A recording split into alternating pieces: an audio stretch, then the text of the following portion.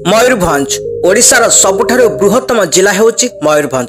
यह ओडिशार उत्तर दिगरे रही। एटाकर ऐतिह्य संस्कृति प्राकृतिक सौंदर्य और लोकमानक जीवनशैली बहुत नियारा। पहाड़ जंगल नदी और वन्यजंतु भरी यह भूमि बहु वर्षर इतिहास को निज आखिरे देखी। तेबे दर्शक बंधु आज भिडियो देखा मयूरभंज जिलार जनसंख्या, भाषा, धर्म, जलवायु, इतिहास, अर्थनीति, परिवहन, शिक्षा, पर्यटन और पर्वपर्वाणी विषय आम ए भिडियो माध्यम जाना। तेबे दर्शक बंधु भिडियो को शेष पर्यंत देखंतु। मयूरभंज जिलार रहस्य विषय जानतु। आपण घर केउ जिले में निहाती कमेंट बॉक्स रे निहाती लिखंतु। तेबे दर्शक बंधु आम ओडिशार गुप्त इतिहास को समस्त पाखु पहुंचेबा को एही वीडियो को शेयर करंतु एवं नुआ वीडियो मिस न होबा पे चैनल को सब्सक्राइब करि रखंतु। तेबे दर्शक बंधु मयूरभंज जिला राज्यर उत्तर में अवस्थित एवं बारिपदा शहर मयूरभंज जिलार मुख्यालय अटे। एही जिलार उत्तर पूर्व को पश्चिम बंग राज्यर मेदिनीपुर जिला अवस्थित, उत्तर पश्चिम को झारखंड राज्यर सिंहभूमि जिला अवस्थित एवं दक्षिण पूर्व को बालेश्वर जिला और दक्षिण पश्चिम को केउंझर जिला अवस्थित अटे। ओडिशार राजधानी भुवनेश्वर ठारू मयूरभंजर दूरता हेउची पाखापाखि 314 किलोमीटर। यार क्षेत्रफल होउची 10,418 वर्ग किलोमीटर। एही जिलार मोट आयतनर 39% अधिक अंचल जंगल और पहाड़ रे परिपूर्ण अटे। मयूरभंज जिला 396 ग्राम, 404 ग्राम पंचायत, 26 तहसिल, 26 ब्लॉक, 4टी उपखंड एवं 32टी थाना को नहीं गठित। एही जिलार जानवाहन कोड होउची OD11। एबे आसंतु जानिबा मयूरभंज जिलार जनसंख्या। 2011 जनगणना अनुसार मयूरभंज जिलार पाखापाखि जनसंख्या 25,20,000 पाखापाखि। ताहा भितर पुरुष होउछन्ति 12,56,213 जन और महिला मध्य होउछन्ति 12,63,525 थिला बेले अनुमान अनुसार 2025 पय मयूरभंज जनसंख्या प्राय 28 लाख रे पहुंचीबा दाबी करा जायछि। तबे दर्शक बंधु 2011 जनगणना अनुसार मयूरभंज जिलार जनसंख्या विभाजन प्राय 7.33% अनुसूचित जाति एवं 58% 72% अनुसूचित जनजाति अछंती एवं 33.95% साधारण बा अन्य जाति मध्य अछंती एही जिल्ला रे। एही जिल्लार मोट जनसंख्या एबे 25,19,738 जन, जहा 2011 जनगणना अनुसार उल्लेख रही। तेज मयूरभंज जिलार सरकारी भाषा होची ओडिया एवं इंग्राजी, किंतु सांताली, हो, मुंडारी एवं कुर्माली समेत अनेक आंचलिक एवं आदिवासी माध्य मध्य एठी प्रचलित होता है। जिला एवं राज्य में ओडिया सर्वाधिक कथित भाषा होता है। एठारे मयूरभंजर जलवायु उष्ण कटिबंधीय मौसुमी ढांचा द्वारा परिलिखित, जो गरम एवं आर्द्र ग्रीष्म, वर्षा ऋतु एवं शीतल सुखद शीत देता है। यही अंचल में जून रु अक्टोबर पर्यंत यथेष्ट वर्षा होता है।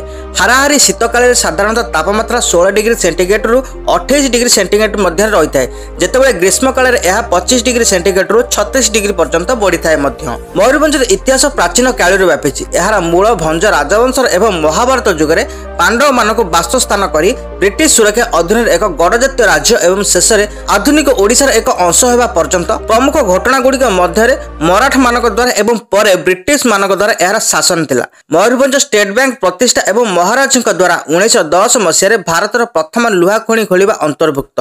जिलाटी आनुष्ठानिक भाव जनवरी 1, 1949 रे गठित मध्य होइतिला। मयूरभंजर अर्थनीति मुख्यतः कृषि उपर आधारित, जहाँ 70% रु अधिक श्रमशक्ति को नियुक्ति देता है, किंतु एथिरे गुरुत्वपूर्ण खनिज एवं जंगल संपदा मध्य अंतर्भुक्त।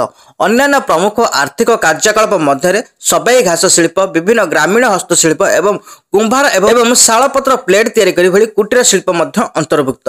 सहरांचल केन्द्र जो किछि अंचल में सेवा भित्तिक अर्थनीति मध्य रही। जिले में लुहा पत्थर समेत समृद्ध खनिज गच्छित मध्य अछि एवं यार विशाल जंगल मध्य संबल जोगाई थाए।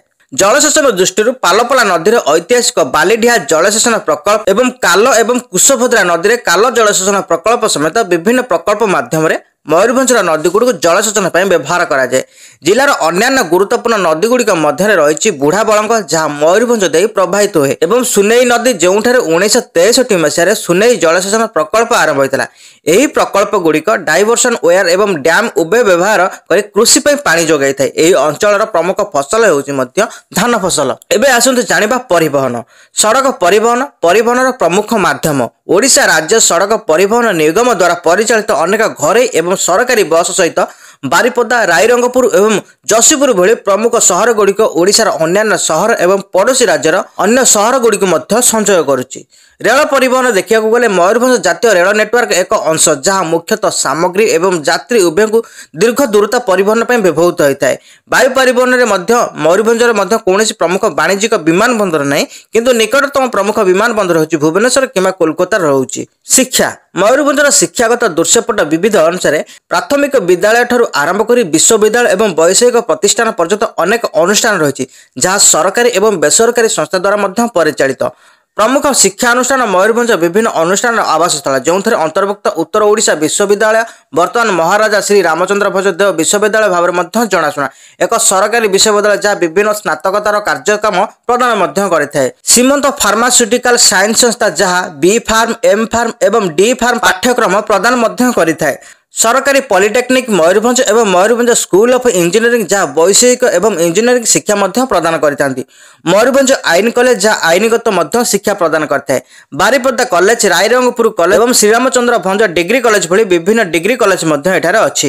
ଓଡ଼ିଶାର ଉତ୍ତର ଭାଗରେ ଅବସ୍ଥିତ ମୟୂରଭଞ୍ଜ ଏହାର ସମୃଦ୍ଧ ପ୍ରାକୃତିକ ସୌନ୍ଦର୍ଯ୍ୟ, ବିବିଧ ବନ୍ୟପ୍ରାଣୀ ଏବଂ ସାଂସ୍କୃତିକ ଐତିହ୍ୟ ପାଇଁ ଜଣାଶୁଣା ଏକ ପ୍ରମୁଖ ପର୍ଯ୍ୟଟନ କେନ୍ଦ୍ର ମଧ୍ୟ। ଏହାର ପ୍ରମୁଖ ଆକର୍ଷଣ ହେଉଛି ଶିମିଳିପାଳ ଜାତୀୟ ଉଦ୍ୟାନ, ଅନେକ ବଡ଼ ଜଳପ୍ରପାତ, ପ୍ରାଚୀନ ମନ୍ଦିର ଏବଂ ଐତିହାସିକ ପ୍ରସାଦ ସକାଶେ ଏହା ମଧ୍ୟ ପ୍ରସିଦ୍ଧ ଲାଭ କରିଛି।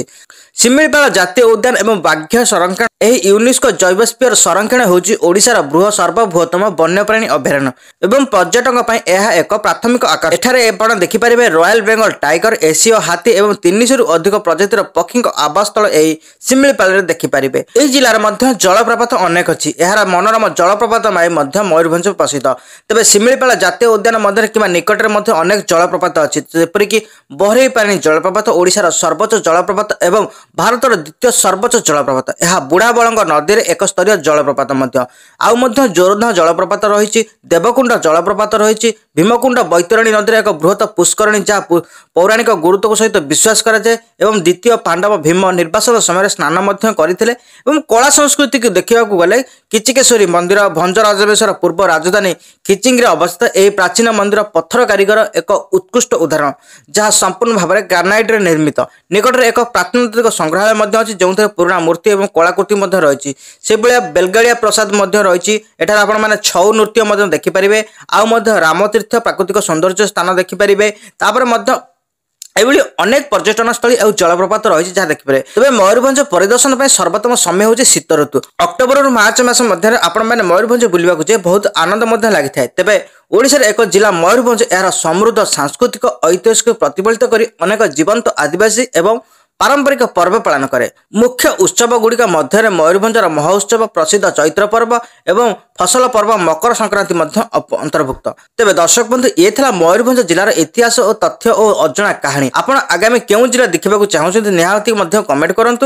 ଆମ ଚ୍ୟାନେଲକୁ ସବସ୍କ୍ରାଇବ କରି ବେଲ୍ ଆଇକନକୁ ବଜାଇ ରଖନ୍ତୁ ଯାହାଦ୍ୱାରା ନୂଆ ଭିଡ଼ିଓ ମିସ୍ ହେବ ନାହିଁ। ମୟୂରଭଞ୍ଜର ପାହାଡ଼, ଜଙ୍ଗଲ, ଜଳପ୍ରପାତ ଓ ପ୍ରାଚୀନ ସଂସ୍କୃତି ଭଳି ଆମର ଯାତ୍ରା ମଧ୍ୟ ଚାଲି ରହିବ। ଆଜି ପାଇଁ ଏତିକି। ନମସ୍କାର, ଜୟ ଜଗନ୍ନାଥ।